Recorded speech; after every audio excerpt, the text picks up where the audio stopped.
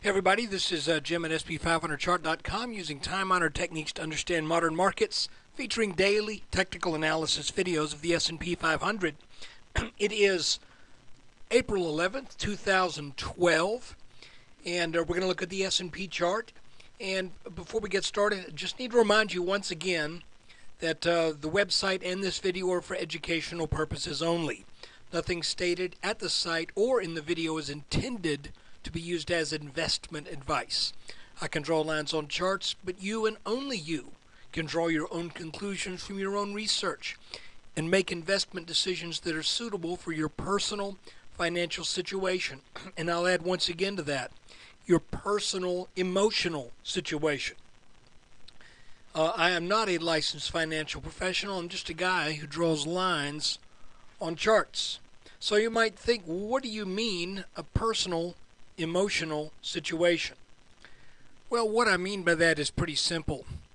There are people who have a very different tolerance for risk, a very different tolerance for pain. You've heard it said that you should only invest money in the markets that you can afford to lose, and there's good reason for that. Because if you feel like you can afford to lose it, if things head temporarily south on you, you won't freak out. If, however, you've invested the rent money for this month because you need to make the car payment and you feel like, if I invest the rent money, then maybe I can make 30% this month and also keep my car from being repossessed. Well, if that's your situation, you don't need to be investing money. You need to be delivering pizzas. So, anyway, that said, you know what I'm talking about. Well, wow, what a nice few days.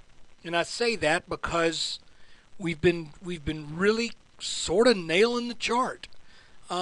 First off, going back a few days ago, we were looking back on the 5th at how the S&P kept hammering down on this neckline of this triple top pattern that that just seemed to be a harbinger that this line is going to break. And on Monday, sure enough, it did. All day Monday was spent in the formation of what we identified as a likely bear flag, which on Tuesday it played out just like one would expect. Then this little pattern that we got down here at the bottom yesterday. If you listen to yesterday's video, you'll recall that I mentioned the fact that, look guys, when you get a break out of the bottom side of a descending channel, this is your descending channel, when you get a break to the bottom side of that, that is very often a sign perhaps that this is a capitulation.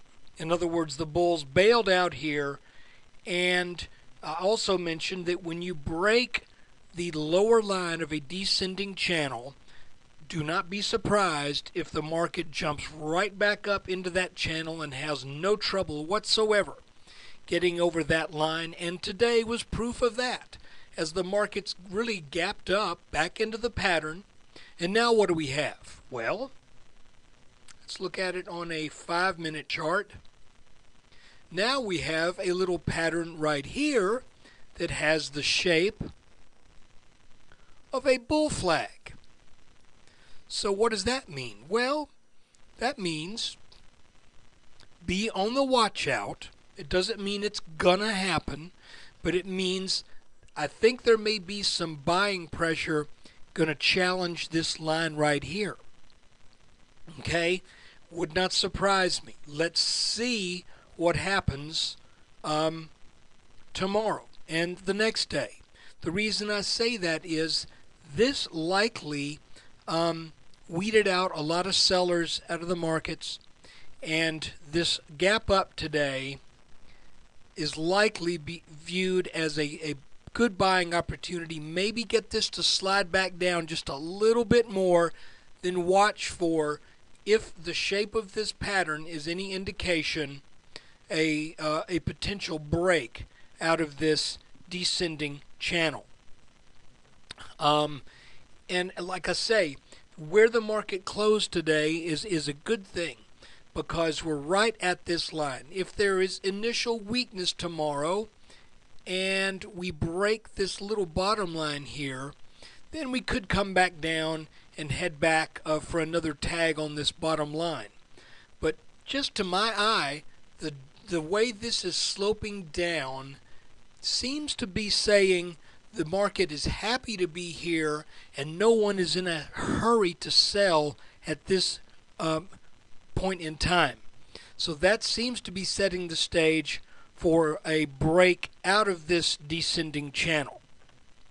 And if that's the case, where would we expect to find some resistance? Well, I think we would expect to find it at any one of these three lines that we're keeping on our charts. So right now, my general feeling is that the markets are likely going to be sideways for a bit.